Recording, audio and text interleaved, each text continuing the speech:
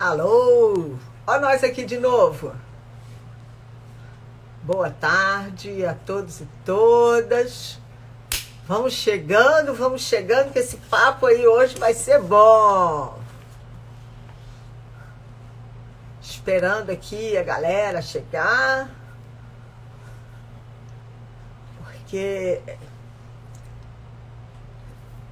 todo mundo que eu entrevisto são pessoas que eu gosto, são pessoas que eu acredito.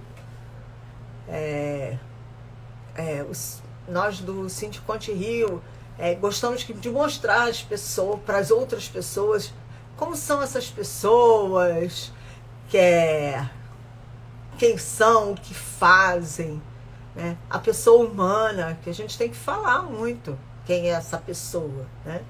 E hoje vamos aqui conversar com o deputado Flávio Serafini, que é uma pessoa fantástica, é professor, está deputado estadual, né? Está na comissão, é presidente da comissão da comissão de educação, né? E essa é uma temática que todos nós brasileiros precisamos cada vez mais discutir, porque é impossível não conseguirmos melhorar a educação brasileira, principalmente a educação pública, porque a educação pública precisa ser de qualidade. E nós temos excelentes professores na rede pública, seja estadual ou municipal, que a maior parte não tem condições de trabalho. Né? A gente tem visto aí algumas escolas precisando de reformas, a questão da dobra de horário. Então, tem muitos. Mas hoje não vamos conversar sobre isso. Hoje eu quero que vocês conheçam o deputado Flávio Serafini, que é um pai fantástico.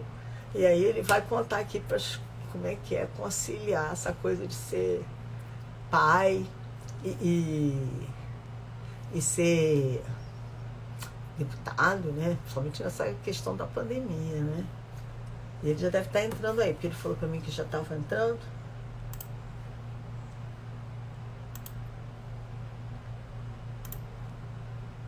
Isso aí. Vamos ver, cadê ele?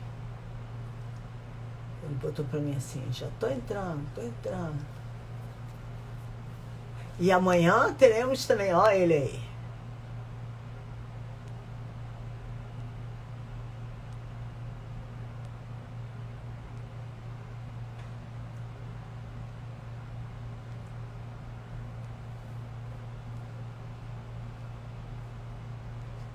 Eita.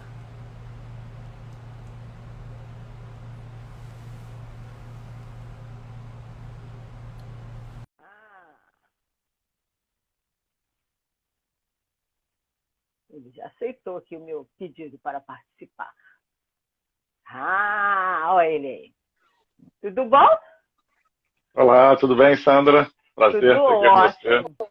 Também, estava falando aqui para todo mundo que hoje, apesar de você ser deputado estadual e presidente da Comissão de Educação, hoje é o dia do nosso bate-papo para falar quem é o Flávio, principalmente o Flávio professor, o Flávio pai, né, do Felipe e do Miguel, e que as pessoas não conhecem. E a ideia nossa é que as pessoas conheçam as pessoas, né? Bom, então começar aqui, porque eu falo pelos cotovelos, né? Sou a Sandra Helena Pedroso, contadora, estou vice-presidente do Sindicato dos Contabilistas do município do Rio de Janeiro e temos feito isso, buscar conversar com as pessoas sobre ela. Porque a gente fala muito das atividades que a gente faz isso, faz aquilo, mas quem é essa pessoa? Né? E aí fiz o convite para o deputado Flávio Serafini, para a pessoa. Por quê? Queria mostrar, de maneira geral, para o nosso público, principalmente os contadores, quem é o Flávio professor, que é professor de história, não é isso? Sou de sociologia. De sociologia. Minha formação Passa pela história também, mas é mais de sociologia. Então, e que também é pai do Pedro e do Felipe. E aí a gente quer só saber um pouquinho da sua trajetória como pessoa, como é que está sendo conciliar esse trabalho e as crianças, né? Porque eu vi em umas audiências públicas as crianças, pai! Né? E eles estão nos direitos, porque eles estão na casa deles, né? E aquele é o pai deles, né? Então, bem-vindo. E queria que você contasse um pouquinho para a gente. Bom, Sandra, primeiro te agradecer pelo convite para ter essa conversa. Eu acho que é interessante, é importante.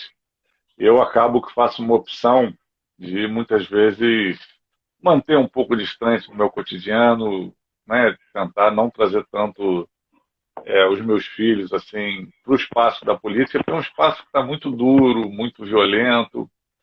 Mas, por outro lado, é bom a gente ter essa oportunidade também de se apresentar, né? De mostrar um pouco para quem a gente é, para além quem a gente é, para além das nossas posições. Você está me ouvindo? Estou. Está me ouvindo? E, bom, eu estou com 41 anos, meu filho mais velho, Miguel, está com 10, o meu mais novo, Felipe, está com 7. Eu estou no meu segundo mandato de deputado estadual, estou aí já há 5 anos como parlamentar, então, desde que o Miguel ainda era pequeno e o Felipe bem pequenininho, eu, né, comecei a exercer aí, né, minha trajetória, né, parlamentar, né, na política. Não é fácil, né? Vou te falar que é difícil.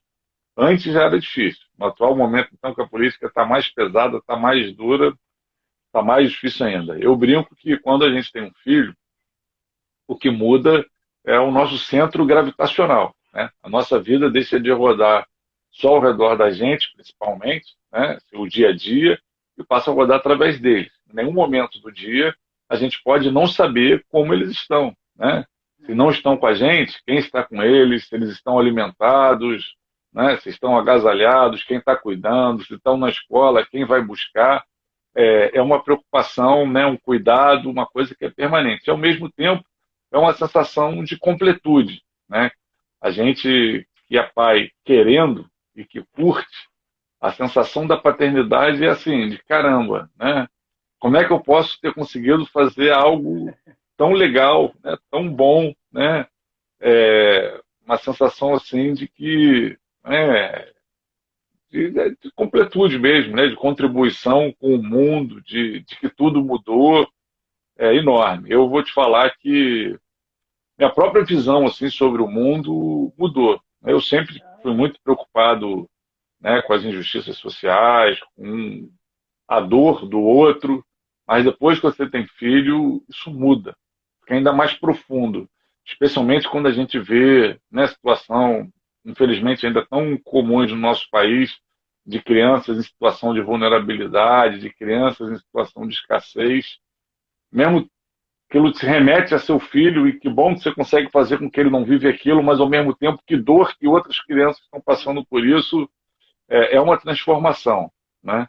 E desde que eu me elegi, é uma batalha permanente para poder conseguir ser o pai presente, né, que eu quero ser, que não ajuda, que de fato é responsável pelo cuidado, né, junto com a mãe, né, com os familiares, com os avós, especialmente. Então, tenho sempre reservado na agenda, né, tais dias bloqueados, porque esses dias são os dias que eu vou ficar com meus filhos. E a política tem uma lógica perversa, né? Que você sabe que quanto mais você se dedica, mais você consegue fazer, né? E aí, como na política você depende de voto, se você não tiver uma cabeça no lugar, não entender que não pode ser dessa forma, você não coloca o limite e acaba se descuidando. Eu, felizmente, considero que tenho conseguido, né, sempre colocar os limites necessários para conseguir me manter como pai, né, como marido, como filho também, né, como amigo, né, manter minha vida pessoal e continuar, né, na trajetória, na defesa da educação, na defesa, né, dos direitos sociais, que é o que a gente tenta fazer. E uma coisa que deve ter mudado bastante, né, principalmente nesse momento de pandemia, tudo bem que você já reservava um espaço para eles, mas essa convivência diária passou a ser diferente. E aí a sua perspectiva também sobre eles mudou? Olha, sem dúvida, sem dúvida. A pandemia nos permitiu ter um tipo de convívio que a gente nunca tinha tido, né? Primeiro foram meses praticamente sem sair de casa para absolutamente nada, né? Até ir ao mercado a gente evitava, ia rápido, pedia pelo telefone, pedia pela internet. E depois a gente foi retomando as atividades, né, do modo remoto, já saindo um pouco mais, indo ao mercado, episodicamente indo a LERJ, mas um tipo de convívio tremendo. Eles até agora, né, não haviam voltado à escola, a gente esperou o processo de vacinação dos profissionais de educação. Então foi um convívio muito bom, assim, por um lado, né, a gente ter essa possibilidade do convívio do dia a dia. No início, principalmente, eles adoravam, né, estar junto, vir abraçar, né? O meu mais novo, de vez em quando eu estava numa live, alguma coisa, ele sabe que não pode entrar, que eu não gosto que eles fiquem aparecendo. Aí ele disfarçava, vinha por trás e deixava aparecer só o cucuruco. Aí eu estou aqui olhando e vejo na câmera aparecer atrás da câmera só a cabecinha loura, ele é loirinho. Foi uma possibilidade que eu acho que nos faz pensar muito sobre isso, né? Sobre como a gente vive numa sociedade onde, às vezes, ao invés de trabalhar, né, para viver, a gente vive para trabalhar. E como isso nos faz acabar abrindo mão de coisas tão importantes, né, como, né, isso, o cuidado de quem a gente ama, o convívio. E estou valorizando isso ainda mais. E eles também valorizando a escola ainda mais, né? Estão doidos com essa perspectiva da volta, né, com isso tudo. Desse ensino híbrido agora, né, ou em algumas escolas a retomada total, e para eles também, porque também, ao mesmo tempo, a gente tem que entender que eles ficaram restritos àquele convívio familiar, que nem era muito a perspectiva diária dele, né? Ele tinha a vidinha dele, né? E aí, de repente, ele foi tirado da vida dele, foi incluída na vida dos pais. E aí, para eles também deve ter sido uma perspectiva completamente diferente. E essa volta vai ser, eu acho que vai ser muito legal para eles, né? A conversa com os amigos, com os seus pares, né? Que é sempre muito bom, né? E num determinado momento foi um convívio um pouco cruel, porque no início da pandemia tudo deu uma desacelerada. Então a gente tinha mais tempo. Foi um período que eu cozinhei muito, então brincava com eles, chamava para fazer comida junto, eles acompanhavam aquele processo. Mas depois a gente entrou numa dinâmica que a gente passou a trabalhar mais remotamente até do que já trabalhava presencialmente. Tinha dia que era de 8 da manhã a 10 da noite, quase que ininterruptamente. Almoçando, fechava a câmera, almoçava para conseguir. E aí era meio que um sofrimento, que às vezes eles vinham querer falar, querer partilhar alguma coisa, só fazia o sinal com a mão assim, de que estava online, de que não podia. Foi um processo também que, quando o ritmo se acelerou e a gente passou a estar no mesmo espaço, sem poder né, conviver mais, né, a gente está no mesmo espaço, mas sem poder interagir tanto, também gerou algum sofrimento. Aí a gente acabou que, né, conseguiu viabilizar para eles terem mais acesso à comunicação com os amigos, e isso ajudou muito, né, eles se falarem com os amigos, telefone, né, mensagem por WhatsApp coletivo. Exatamente, mensagem por WhatsApp, onde falavam 4 ao mesmo tempo, isso aliviou muito esse momento que a gente enfrentou. Alguém colocou aqui que você pode nos falar o quanto o eu fica prejudicado quando passamos a perder a visão do que tem valor de fato? Olha, acho que eu acho que esse é um desafio que todos nós temos nas nossas vidas, né? Saber se realizar com quem a gente ama, sem perder o nosso eu, a nossa individualidade, o nosso cuidado, né? Eu acho que tem uma fase com os filhos que esse eu fica meio de lado, né? Mas eu acho que é importante a gente ter a dimensão de recuperar, né? É importante a gente ter isso. Ter alguém que a gente ama, ter alguém que numa fase grande da vida depende muito da gente, ela não pode apagar a nossa individualidade, aquilo que a gente gosta, aquilo que a gente quer fazer, de estar com pessoas com as quais a gente se identifica também, quer estar, né, que não são nossos filhos, mas que são pessoas que são nossas amigas, pessoas queridas. Isso é também algo importante. Às vezes, a gente passa algumas fases da vida que tem que ficar fazendo escolhas, né, o que é muito ruim. Você está trabalhando muito, aí você tem aquele tempo, vou encontrar com meus amigos ou vou ficar com meus filhos, né? Especialmente nesses primeiros anos de vida, é uma escolha muitas vezes dura que a gente tem que fazer. Mas, né, é isso, é importante a gente tentar buscar o equilíbrio, né? Em dar carinho para quem a gente, né, gosta, né, de cuidar de quem a gente, né, precisa cuidar, né? Eu como pai, né, que a nossa motivação é inclusive falar sobre isso. Eu passei aí alguns anos onde entre o chope e voltar para casa para dar janta, para conseguir botar para dormir, né, escolhi o voltar para casa, né, para poder viver esse momento, que é um momento onde o cuidado exigido é muito grande.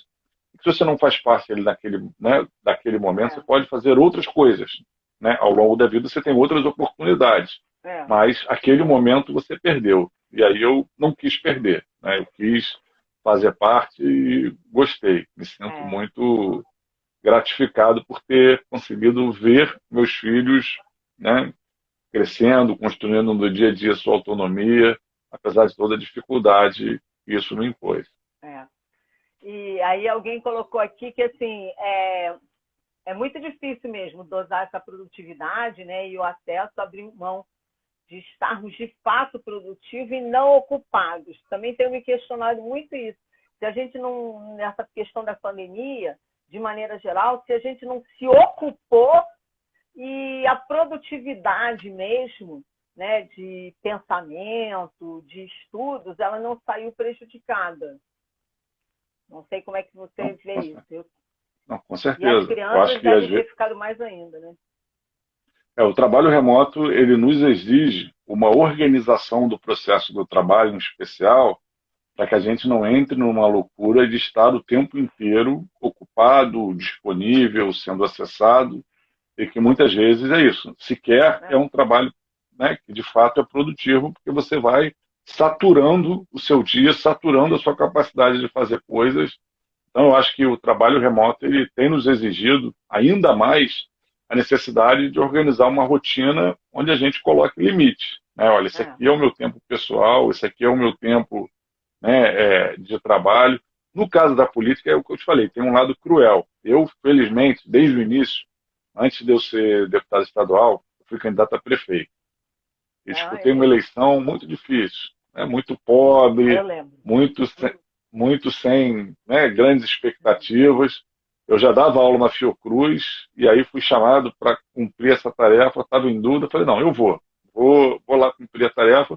E desde o início eu falava assim, olha, não vou ficar com vaidade se eu for pouco votado, porque é um processo coletivo. Né? A minha candidatura, estou sendo, né, chamado para uma coletividade para defender um programa, um conjunto de ideias. Então eu coloquei muito na minha cabeça de que enquanto eu estiver sendo candidato, enquanto eu, né, estiver nesse processo, ter uma compreensão de que é um processo coletivo. Né? Eu tento defender ideias, um programa que é fruto de uma elaboração coletiva. Então, não se trata de fracasso individual nem de sucesso individual. Se trata de construções coletivas.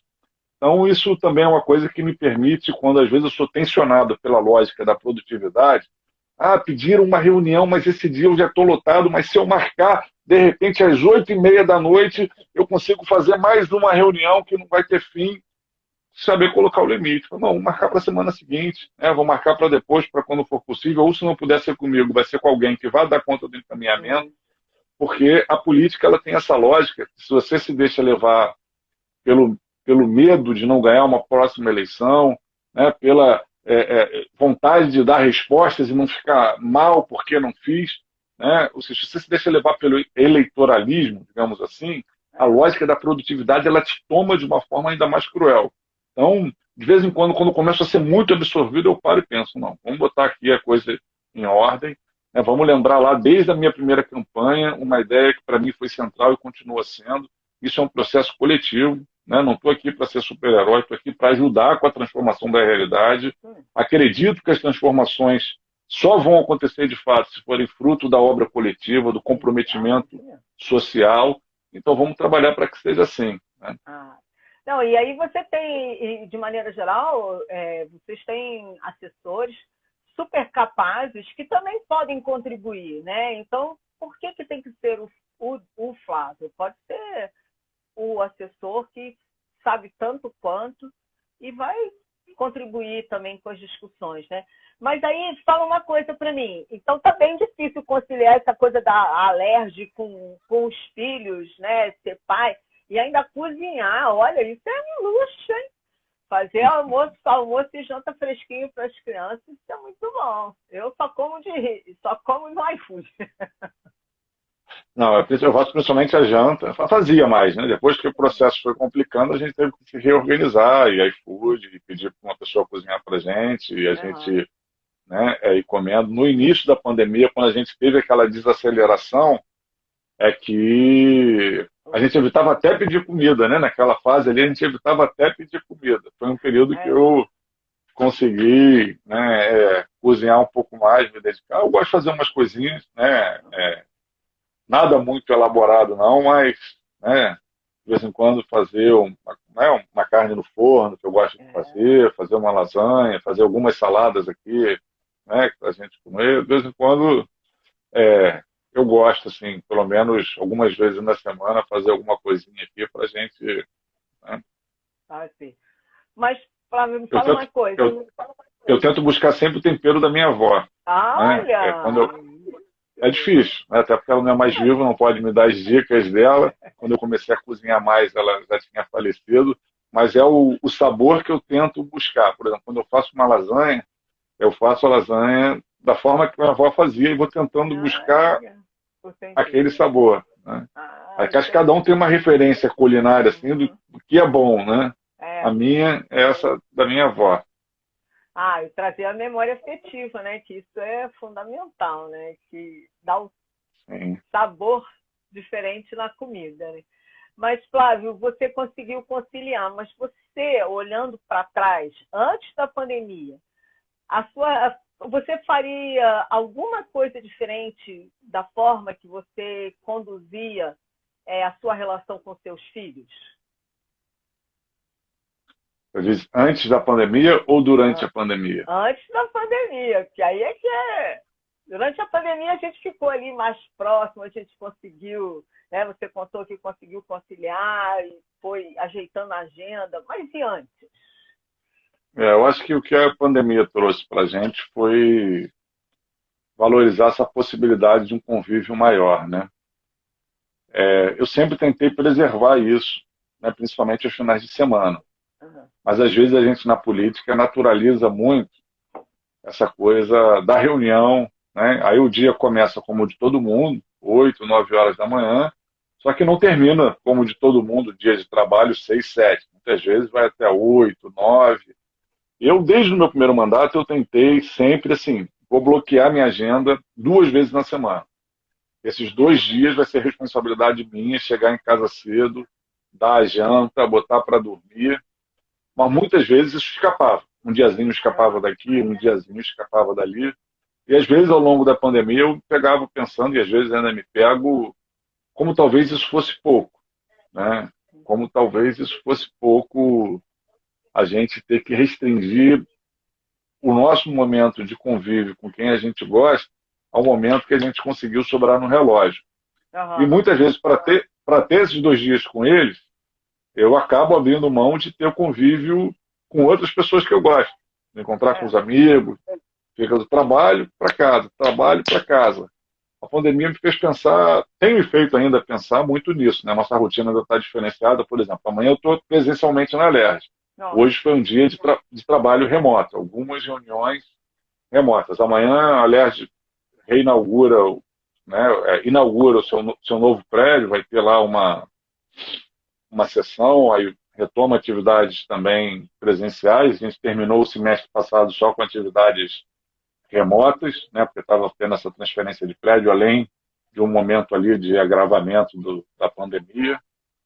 E aí vamos ver. Né, vamos ver como é que a gente volta conseguindo conciliar, né, tudo isso e agora, né, depois de ter tido essa possibilidade de um convívio em família que a gente nunca tinha tido a oportunidade de ter na vida. Exatamente. E aí, para a gente terminar, queria que você deixasse um recadinho para os pais. Afinal de contas, domingo é Dia dos Pais, né? E eu acho que a ideia também é deixar uma palavra, uma dica. Bom, acho que eu diria para os pais, a partir da minha própria experiência, da minha vivência, é se permitam, né? Se permitam viver, se permitam curtir com seus filhos, se permitam vê-los, né, crescerem, vê-los se tornarem, né, seres cada vez mais autônomos, com personalidade própria, né, se expressar. É muito lindo quando a gente vê uma criança pequena, por exemplo, elaborar uma frase inteira. Não é lindo só porque a gente está vendo que ela está crescendo, é porque a gente também está começando a conhecer ela de uma outra forma. Escutar o que ela deseja de uma forma elaborada. Escutar o que ela não gosta de uma forma elaborada. É uma outra fase do conhecimento. E às vezes, se a gente não se permite, a gente não vivencia isso, né? O que sobra é um momento no final de semana, é um momento durante as férias, né? E o viver é diário. Por mais que a nossa sociedade nos imponha uma lógica onde a gente, né, vive para trabalhar, ao invés de trabalhar para viver, é muito importante que a gente se lembre sempre do contrário, né? O trabalho, a nossa transformação do mundo, a nossa organização social, política, tudo isso serve para nos garantir vida, né? Vida com direitos, vida com felicidade, vida boa. Então é muito importante se permitir e permitir aos nossos filhos também ter a possibilidade de nos conhecer, de vivenciar. Mais importante do que dinheiro, do que qualquer presente, do que qualquer bem, é essa possibilidade do convívio, do conhecimento, do afeto. Então, se permitam, né, e permitam seus filhos também a conhecerem, a viverem, né, a desfrutarem de quem você é, porque isso é maravilhoso, né, e os nossos filhos são a melhor coisa que a gente pode fazer para o mundo.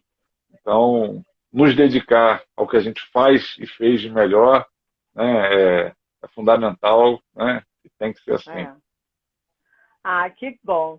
Queria muito te agradecer por ter aceitado o nosso convite, que você continue sendo essa pessoa maravilhosa que você é, esse pai dedicado, esse político que busca mesmo pelos direitos. Eu posso falar que participo, acho muito, muito interessante a forma que você faz, que não esqueçamos nunca, né, que a educação pública, que esse nosso alunado precisa de nós, né, a gente está ali para isso.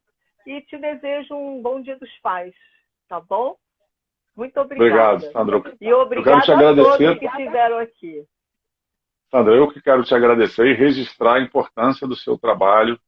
A gente agora, nessa pandemia, uma das dimensões da crise que a gente vivenciou é a crise da educação, que eu estou preocupadíssimo. É a maior crise da educação da história do Brasil. O fosso entre a escola pública e a privada se aprofundou. E fez aparecer como a questão da alimentação escolar, que é uma questão que você se dedica tanto, é tão importante num país tão desigual como o nosso.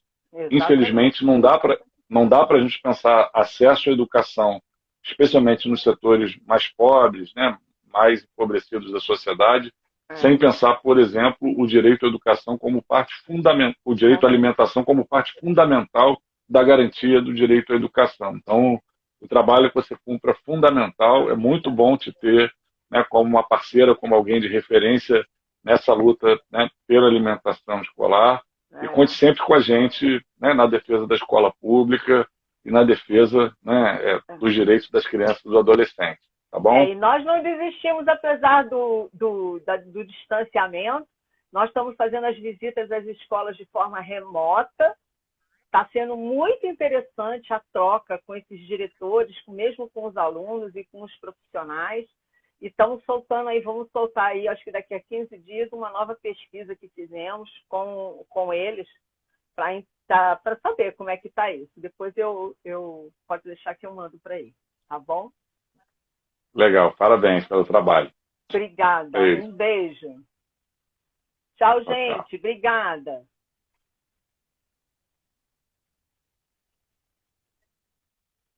gente.